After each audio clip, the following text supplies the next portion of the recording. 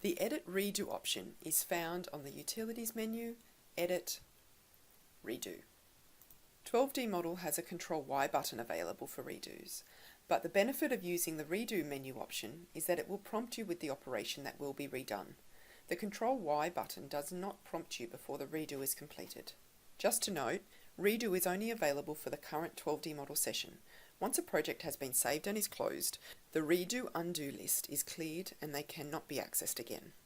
As you can see here, the redo that came up with the menu says that a CAD insert. So I'm going to say yes, and the insert has been reapplied. If I use a Ctrl-Y, another insert has been reapplied. As the Ctrl-Y will not prompt you for what is going to be redone, an option that is very handy is under the Utilities menu is being able to pin the Undo menu to the screen.